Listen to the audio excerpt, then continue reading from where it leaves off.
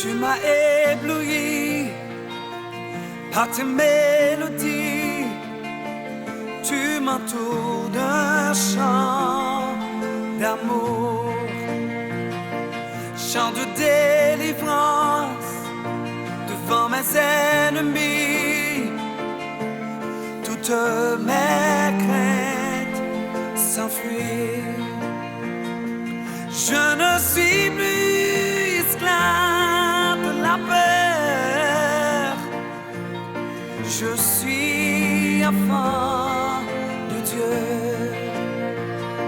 Je ne suis plus esclave de la peur.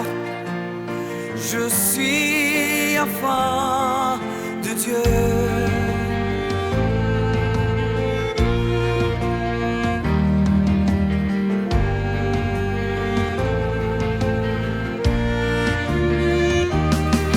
Ma naissance, tu m'avais choisi, appelé par mon nom.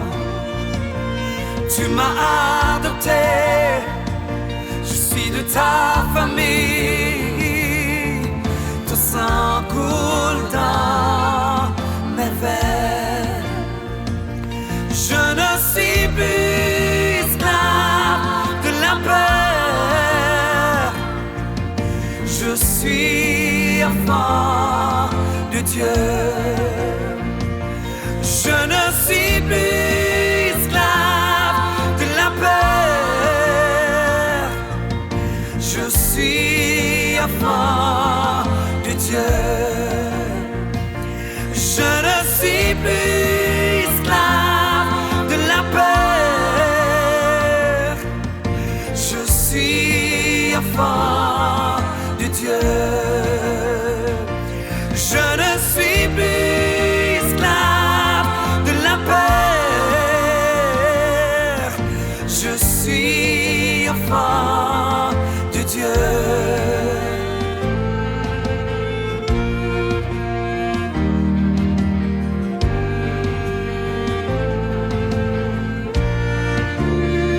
Il m'a choisi.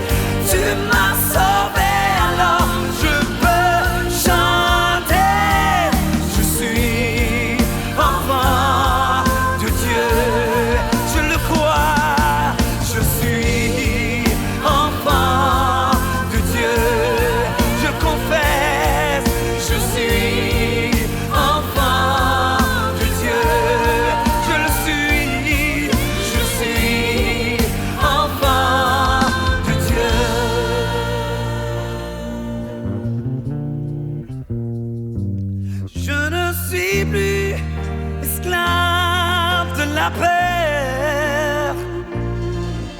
Je suis enfant de Dieu. Je ne suis plus esclave.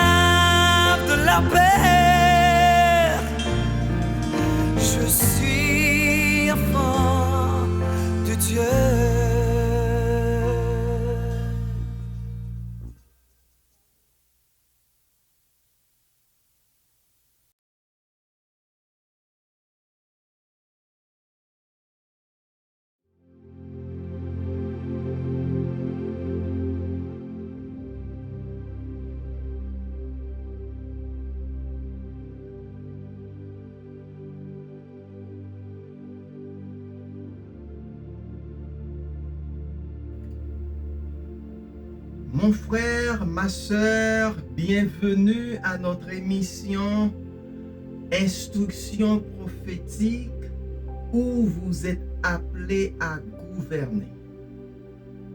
Nous remercions le Seigneur pour ce privilège parce que nous connaissons pertinemment que lorsqu'on est en position pour parler, pour apporter le message de la parole de Dieu, c'est un privilège. Vous êtes un envoyé. Donc vous êtes en tant que sorte un représentant. Donc nous remercions le Seigneur du fait qu'il nous a donné cette opportunité pour représenter la parole, pour véhiculer la parole, pour aider à nos frères et sœurs, pour vous aider à recevoir de Dieu. Donc c'est notre plaisir et nous vous remercions du fait que vous êtes des nôtres, que vous soyez abondamment bénis. Avant qu'on puisse continuer, nous allons prier, nous allons demander à notre Père Céleste de nous assister, de nous donner la capacité de vous parler en fonction de ce que lui, il veut. Pas nous-mêmes, mais lui-même. Prions ensemble. Seigneur, au nom de Jésus, nous te remercions, Papa. Nous te disons merci.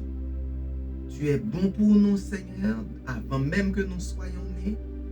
Et tu continueras à être bon pour nous, Seigneur, même au-delà de notre compréhension, au-delà de notre imagination. Encore une fois, merci, Papa. Papa, nous allons apporter ta parole.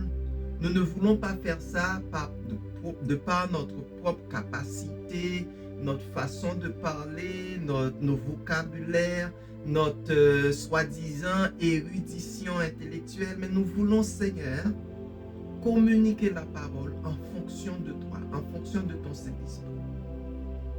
Merci parce que tu nous as comblés de toutes sortes de grâces. Et nous réclamons ta présence. Nous réclamons ton Saint-Esprit, Seigneur, pour que ta parole puisse être partagée et propagée avec force, autorité, bonté, amour, te représenter dignement, Seigneur. Dans le nom de Jésus, nous te prions ainsi. Amen, amen, amen. Encore bienvenue à notre émission. Vous êtes rappelés à gouverner, présentée pour vous, présentée à vous par Liberté pour les Nations. Et nous remercions nos parents spirituels du fait qu'ils nous ont donné accès à cette plateforme juste pour que nous puissions vous apporter la parole. Vous savez, la semaine dernière, nous avions commencé avec une série qui est importante pour l'Église, pour nous en tant qu'enfants de Dieu. Dès que nous nous appelons enfants de Dieu, c'est important que nous connaissons les principes, ce que notre Père veut de nous, ce que notre Père aime, la façon que nous devrions vivre, la façon que notre conception, notre façon de voir les choses doit être charpentée par ce que notre Dieu, notre Père Céleste en Jésus-Christ veut. Donc, la série s'intitule « Je n'écouterai pas les peurs ». Je répète, je n'écouterai pas les peurs. Et ceci, c'est cette série, je n'écouterai pas les peurs, n'est pas tant à dire, je veux vous dire, Église bien-aimée, n'aie pas peur. Le but est plutôt de vous guider tout au long du processus afin que vous disiez, j'ai déjà compris que je n'écouterai pas les peurs. Non pas parce qu'elles me rendent sourde, mais parce que, ou par le fait que je ne veux pas être tenté et je ne veux pas me livrer à la peur. Sinon, on parlerait comme le monde parle. On va écouter la peur, on va porter de l'attention à la peur, donc on va parler dans la peur, c'est-à-dire parler sur ce bondage en anglais, mais c'est parler en fonction de notre position d'esclave. Esclave à la peur. Esclave à tout ce que le monde et l'ennemi projettent contre nous. Pourtant, il est clair pour moi, il est clair pour vous, quelle est votre position et quelle est ma position selon la parole, selon les Écritures, d'après ce que Dieu nous a dit.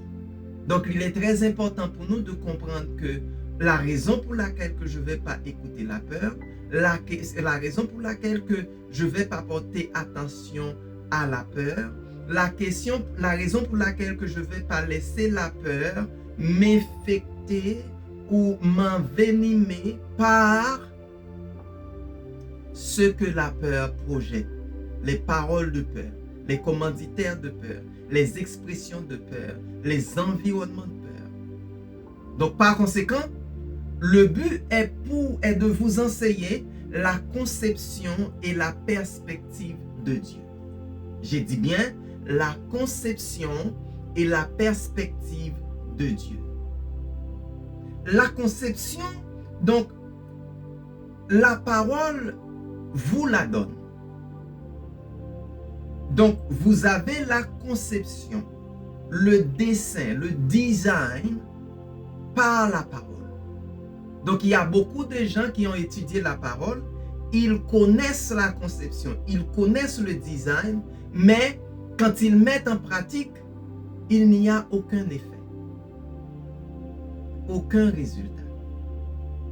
Donc oui, on peut être riche en termes de parole, on peut étudier la Bible, on peut répéter la parole, mais cela veut dire que quand on cherche à mettre la parole en pratique, aucun effet. Donc, la spécialité dans la parole vous donne le design, vous donne la conception. Donc, la conception fait de vous un spécialiste de la parole. Vous avez de la connaissance, mais vous ne savez pas comment appliquer la parole. La perspective de Dieu, quant à elle, c'est la révélation qui vous donne la connaissance qui est la sagesse, la puissance, la grâce. Et cette grâce vous permet de développer ce que vous savez, de mettre en pratique ou de mettre en évidence ce que vous avez. Donc, pour pouvoir appliquer la parole et voir les résultats glorieux, et pour le monde, eux, ils vont penser que c'est un résultat miraculeux parce que pour eux, ils s'y attendaient pas. Pour eux, c'est quelque chose d'extrême ou d'extraordinaire. Oui, mettre la parole de Dieu en pratique et qu'on voit l'évidence, c'est toujours extraordinaire, mais on n'est pas surpris parce que nous connaissons qui est papa. Nous connaissons comment papa fonctionne. Nous connaissons ce que papa dit, sa main l'accomplira. Sa main accomplit ce que lui, il dit et il a promis. Donc, il n'y a pas d'étonnement. Il n'y a pas de stupéfaction. Il n'y a pas de... je me sens... Waouh! Parce que on attendait le résultat de ce que papa a dit. Donc, la perspective de Dieu fait de vous un expert de la parole. Vous avez l'expérience basée sur ce que vous avez vécu. Pas seulement parler, pas seulement dire, pas seulement discourir, pas seulement représenter le Seigneur, mais vous vivez où vos dires, ce sont des témoignages vivants de ce que Dieu a accompli dans votre vie, dans vos activités, dans votre vie de tous les jours. Donc, vous faites que raconter votre vie qui est en concordance avec la parole, qui est en accord avec la parole. En d'autres mots, votre vie est le résultat typique de la parole de Dieu. C'est ça que la perspective de Dieu nous fait, on nous donne. Donc, le thème pour aujourd'hui est infecté et contagieux.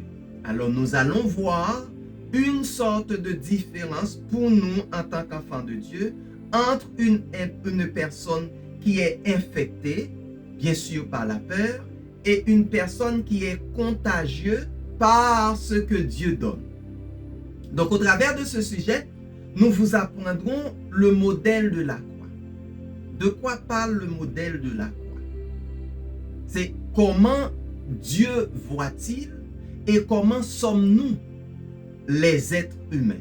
Comment nous pouvons nous considérer en tant qu'êtres humains? Et c'est très important. Nous les humains, nous regardons de manière ou de façon horizontale. Donc, ceci étant dit, notre communication ou notre dépendance est d'homme à homme. Donc, mes projets sont basés sur l'homme. Mes projections dépendent d'un homme ou des hommes. Mes pensées vont, je veux accomplir ce que je pense à partir d'un être humain. Je veux ipso facto utiliser l'homme pour arriver à l'endroit ou à la position que j'aimerais arriver. Et qu'est-ce que ça fait? Cela fait que nous sommes remplis de peur et nous restons en position d'infecté. Parce que quand la personne disparaît, j'ai plus d'espoir. Quand la personne n'est plus, moi je sens, c'est comme nous sommes vides. Nous sommes sans repère. Parce que notre croyance, notre compréhension ou notre attachement était directement focusé ou orienté vers un homme. Et ce que le Seigneur nous a expliqué et nous a dit, c'est maudit soit l'homme qui se confie en homme. Donc c'est ça quand nous parlons que nous voyons de manière horizontale, donc notre dépendance est totalement basée sur la matière. Et dans ce cas, il n'y a aucune issue. Car la partie horizontale voit les circonstances, voit par le raisonnement. Donc notre conscience se forme sur le raisonnement humain, basé sur quelque chose qui est futile, éphémère, babylonienne. Et quand j'ai dit babylonienne, cela veut dire basé sur la confusion, sans fondement. Ceci étant dit, l'humain est une machine, une factory, une usine de la peur. Quand on a contact avec un être humain, on peut s'attendre à la peur. Quand on met son espoir sur un être humain, on peut s'attendre à la peur. Quand on envisage l'humain en tant que tel, on voit l'éphémère, on voit le futile, on voit quelque chose qui ne va pas durer longtemps parce que c'est pas basé sur l'infini, c'est basé sur le fini. Comment Dieu projette-t-il son regard vers nous? Dieu nous regarde de manière verticale, de façon verticale. Donc, la partie verticale est à la recherche de Dieu et dans cette partie, vous devenez contagieux de la grâce qui est communiquée par Dieu. Donc, quand on regarde vers Dieu, on reçoit la grâce. On reçoit la bonté. On reçoit la gloire de Dieu. On vit une vie de faveur. Ok? Celui qui regarde de manière horizontale est infecté de péché. Pourtant, en regardant de manière verticale, nous devenons contagieux de la grâce de Dieu en Jésus-Christ. Vous vous souvenez de ce qui s'est passé dans le désert quand les serpents d'airain, ou les serpents, pardon, venaient et piquaient les enfants d'Israël. Les enfants d'Israël mouraient. Parce que, qu'est-ce qui s'est passé? Ils ont une façon de voir qui était totalement horizontale, basée sur l'être humain, donc il n'y avait pas de résultat. Mais Dieu a demandé à Moïse d'ériger un serpent d'airain et que les enfants d'Israël maintenant pourront mettre leur regard de manière verticale, fixant leur regard sur Dieu. Et à cause de cela, ils ont pu éviter la mort. Ils ont pu recevoir la gloire et la grâce de Dieu. La même chose pour Pierre. Pierre était dans le bateau quand il constatait que Jésus avançait et Jésus dominait sur la matière, Jésus dominait sur l'eau.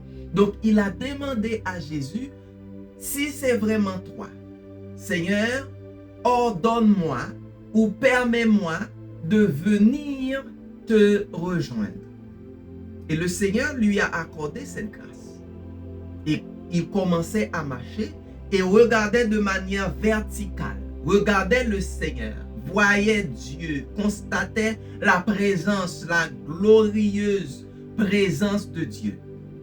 Et quand il regardait la matière, quand il projetait son regard sur la matière, quand il regardait l'eau, l'eau commence à l'absorber. Donc, la peur lui a envahi jusqu'à ce que Dieu encore prend Pierre par la main et remet Pierre sur, ou donnait Pierre le pouvoir, la capacité de dominer sur la matière. Donc, pour vous et moi, il est très important que nous comprenions que notre devoir, c'est de vivre une vie en regardant de manière verticale. Donc, le Seigneur a mis la croix. C'est pourquoi Jésus est allé à la croix. La verticale de Dieu devait être horizontale pour nous sauver. Car si elle ne venait pas horizontale, comme elle l'était par Christ, alors il n'y aurait pas de salut. Il n'y aurait pas de salut comme vous le connaissez, comme je le connais maintenant. Nous ne pourrons pas espérer le ciel ou la présence de Dieu, la grâce de Dieu, les faveurs de Dieu, la gloire de Dieu. Et c'est quelque chose que vous et moi, nous pouvons voir dans Philippiens 2, verset 7, et je vais le mettre pour vous, pour que nous puissions lire ensemble ce passage. Mais il s'est dépouillé lui-même et il a pris la condition d'un serviteur en se rendant semblable aux hommes.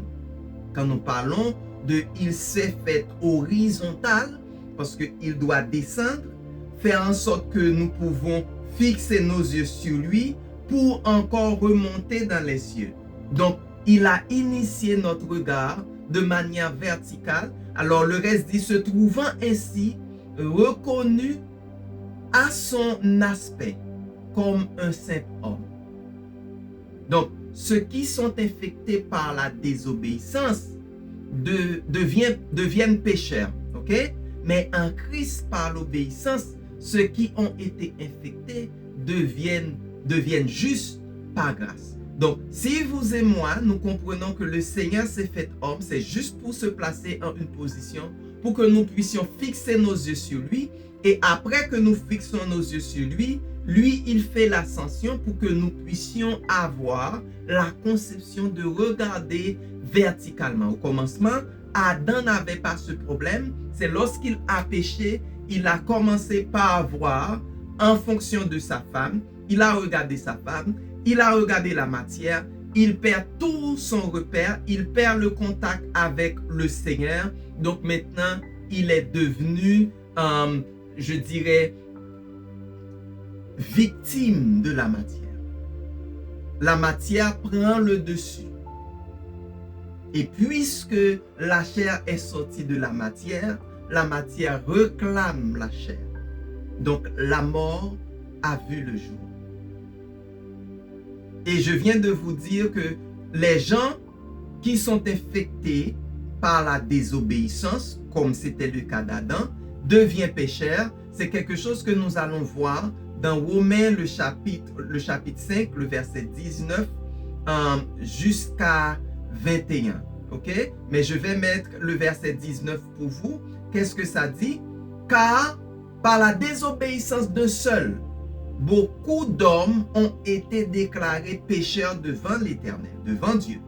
De même, par l'obéissance d'un seul homme, beaucoup sont déclarés justes devant Dieu. Donc, et le verset 21, qu'est-ce que ça dit? Quant à la loi, elle est intervenue pour que le péché prolifère. Mais là où le péché a proliféré, la grâce a abondé. Okay? La grâce a surabondé, pour que, comme le péché a rayé par la mort, de même la grâce raye par la justice de Dieu que Dieu accorde et qui aboutit à la vie éternelle par Jésus-Christ notre Seigneur. Donc, ceci étant dit, que les infectés féconderont. Mais il dit aussi que les contagionnaires qui ont la surabondance de grâce feront plus. Ils vont pouvoir dominer ou faire beaucoup plus. Ceux qui sont infectés par le péché sont gouvernés par la mort, mais ceux qui sont contagieux par la grâce, la justice leur a donné la vie éternelle. Dieu les a justifiés. Ils ont la vie éternelle. Alors, vous et moi, que nous n'ayons pas peur. N'ayez pas peur. Oui, il y a des personnes infectées, mais rassurez-vous, vous allez être contagieux. Parce que nous allons voir à quoi ressemble Dieu et où va la grâce. Donc, lorsque nous sommes rassurés que nous sommes des enfants de Dieu, donc la vie sur terre est éphémère à cause de la chair, mais nous sommes dédiés où nous avons la vie éternelle, donc il n'y aura plus de peur. Il n'y aura plus de peur. Et quand nous n'avons pas peur, nous n'aurons pas vraiment aucun problème à aborder l'impur. Et je vais vous le dire parce que vous ne devez pas éviter l'impur. Qu'est-ce que cela veut dire? On va loin ce que nous appelons les impurs, c'est-à-dire une personne qui vit dans le péché, une personne qui a un comportement bizarre, une personne qui ne veut pas reconnaître la présence de Dieu, les principes de Dieu, une personne qui pêche. Donc vous et moi, nous appelons cette personne d'impure. Cette personne n'est pas sainte. Mais Jésus nous a donné des exemples extraordinaires de par la parole. Et je vais mettre un exemple pour vous. C'est dans Luc, le chapitre 8, versets 26 à 27. Ça nous raconte l'histoire du Gadaréen, la personne qui était possédée. Je vais le mettre pour vous. C'est Luc 8, le verset... Un instant. Oui, Luc 8, le verset 26, 27. Qu'est-ce que ça dit? Ok? Ils abordèrent dans la région de Gérasa, située en face de Galilée. Au moment où Jésus mettait les pieds à terre, un homme de la ville, qui avait plusieurs démons en lui, vint à sa rencontre. Depuis longtemps déjà, il ne portait plus de vêtements et demeurait non dans une maison, mais au milieu des tombeaux. Donc, cet homme démoniaque, privé de ses facultés, un fou, nu, et peut-être vous allez dire que oui, c'était unique, et cette personne était unique. Mais, dans ce cas, il n'est pas seul. Il n'est pas seul. La majorité des hommes, la majorité des gens que nous voyons dans la rue, que nous côtoyons, vit la même vie que ce démoniaque, ce fou, cette personne qui était possédée. Donc, ces conditions et comportements sont quelques-unes des caractéristiques d'un être ou d'une personne infectée. Une personne qui n'est pas en faveur, une personne qui ne vit pas, qui ne partage pas, qui ne bénéficie pas des faveurs de Dieu. Une personne qui ne vit pas en bénédiction, en grâce. Et vous et moi, nous devons comprendre toujours que la honte sera toujours la nudité. Monsieur n'était pas ferme parce qu'il n'avait pas de maison. Il n'avait pas en tant que tel une sorte de paternité, une sorte de couverture. Il n'avait pas. Donc, c'est comme une personne qui est exposée, ok? Une personne qui devient vagabond, qui va par-ci, par-là, qui est sans repère. Mais vous et moi, cela ne veut pas dire que nous devons éviter l'impur. Il ne s'agit pas d'avoir atteint une condition de gada, de monsieur, parce que Jésus donne espoir aux gens perdus. Donc notre devoir, notre responsabilité en tant qu'enfant de Dieu, c'est de ne pas être paralysé par la peur, de ne pas voir le comportement de la personne, mais d'avoir le courage, l'autorité d'aider la personne parce que nous apportons espoir, nous apportons un futur meilleur pour cette personne. Pourquoi l'éviter? Pourquoi l'éviter? Donc, autre passage que nous pouvons consulter, autre exemple, c'est dans Jean 12, le verset 3, pour vous montrer que notre Seigneur ne nous demande pas d'être paralysés par la peur, mais de prendre la résolution d'apporter quelque chose de bien pour la personne que nous pouvons considérer comme une personne qui n'est pas pure, une personne qui n'est pas sainte. Alors ici, nous avons l'histoire de Marie de Magdala. Marie prit alors un demi-litre de nard pur, un parfum très cher. Elle le répandit sur les pieds de Jésus et les essuya avec ses cheveux. Toute la maison fut remplie d'odeur de ce parfum.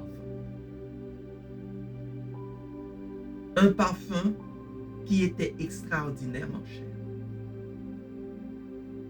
Et si Jésus avait évité Marie,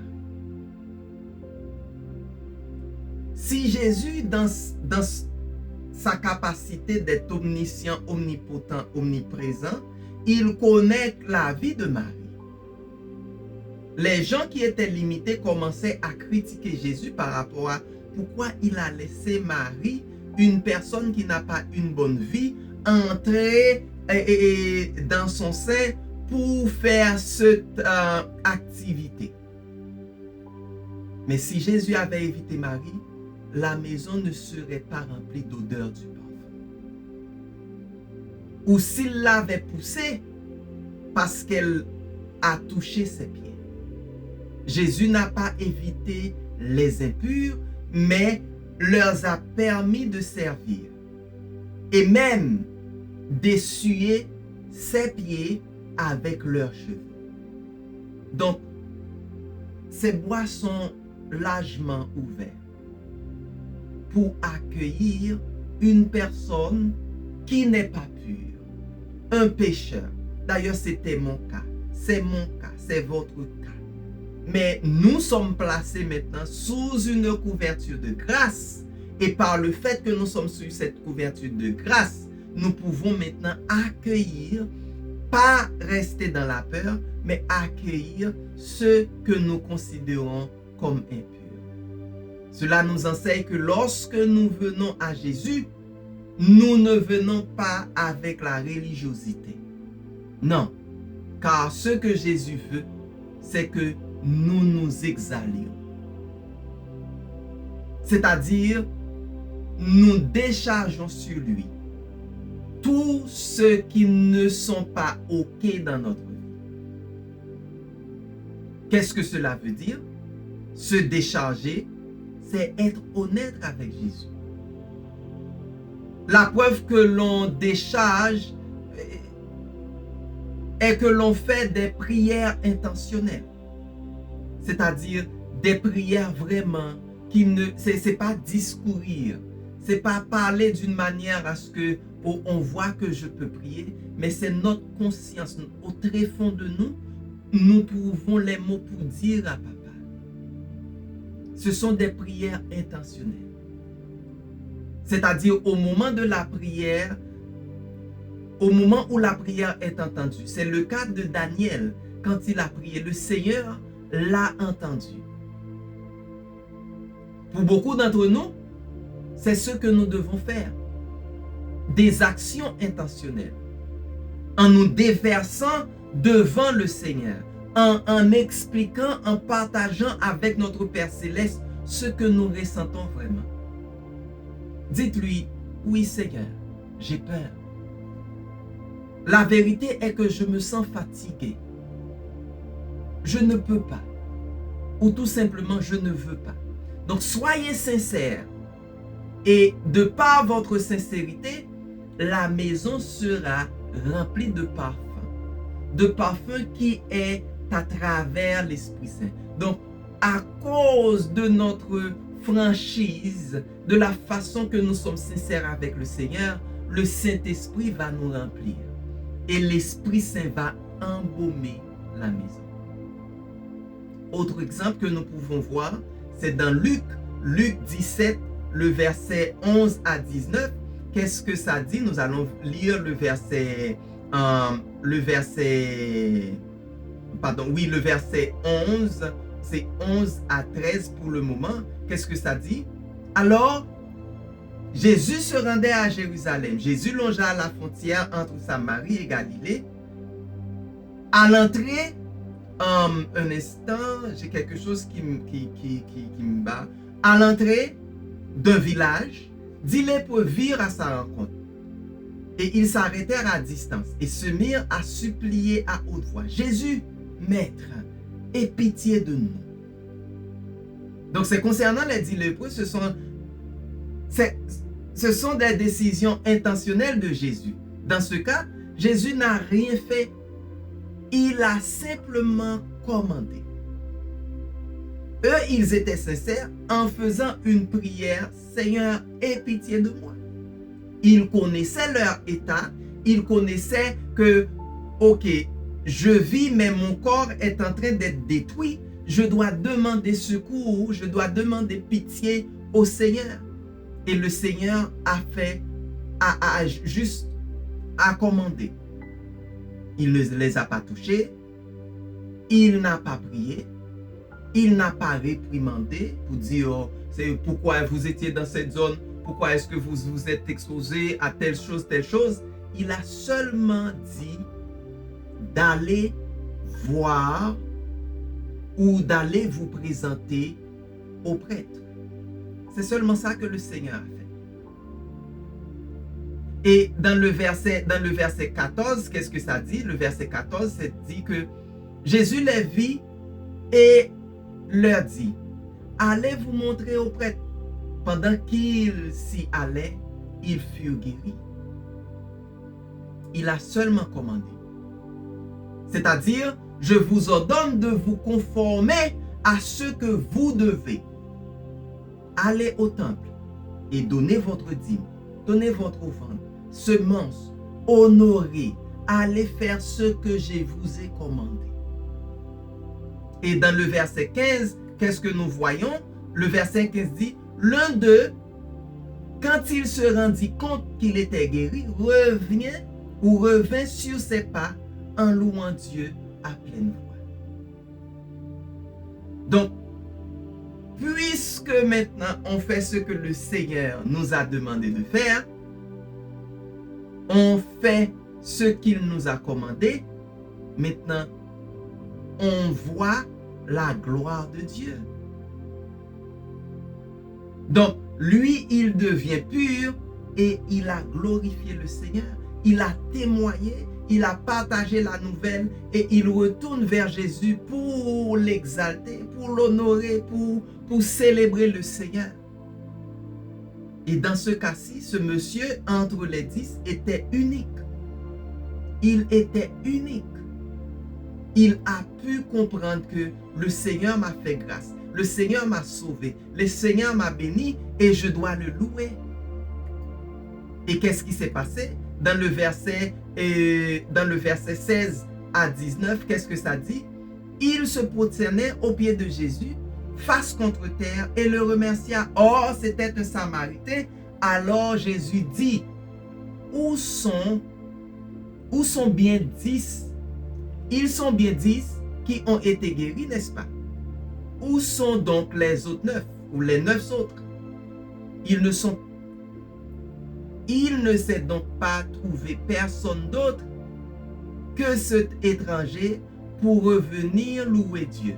Puis, s'adressant à ce Samaritain, il lui dit, relève-toi et va, parce que tu as eu foi en moi, tu es sauvé. Tu as eu foi en moi, tu es sauvé. Tu m'as fait confiance, tu es sauvé. C'est le message pour vous et moi. C'est le message que Dieu nous apporte aujourd'hui. C'est ce que Dieu nous demande aujourd'hui. De faire confiance à notre Père Céleste. De célébrer le Seigneur. De ne pas vivre dans la peur, mais de vivre dans une dimension où nous pouvons exalter le Seigneur, l'honorer. Donc, en conclusion, que voulez-vous? Que voulez-vous? Être infecté par la peur ou être contagieux? Donc, lorsque le Seigneur ôte la peur de notre vie, maintenant nous allons entrer dans les villes, dans les communes, dans les États, dans les pays et commencer à partager avec les gens que nous pouvons considérer comme impurs, les gens qui pourraient nous faire peur, la grâce, la faveur de Dieu. Je n'écouterai pas les peurs. C'est votre cas. Vous n'allez pas écouter les peurs. Vous allez fonctionner en tant qu'enfant de Dieu, en tant qu'appelé, en tant que personne bénie, en tant que personne guérie, en tant que personne qui jouit de la faveur de Dieu pour célébrer, pour partager, pour aider les gens à voir la gloire de Dieu. N'oubliez pas que la création attend que vous et moi, en tant qu'enfants de Dieu, nous soyons révélés. Et avec cette révélation, nous allons pouvoir guérir, bénir, orienter, diriger et gouverner le monde. Et le monde attend ça. Que voulez-vous?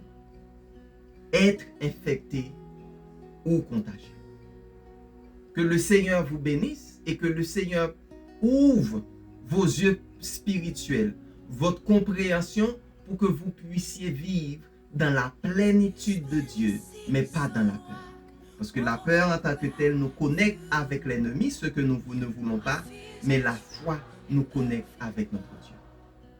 Je vous laisse ici et je vous donne rendez-vous encore mercredi prochain pour une autre instruction, pour un autre avertissement, dans le sens que Dieu nous prépare pour le futur.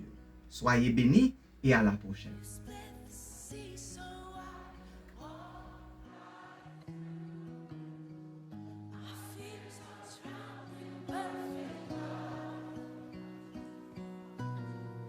You rescue me, so I can stand and sing. I am a child.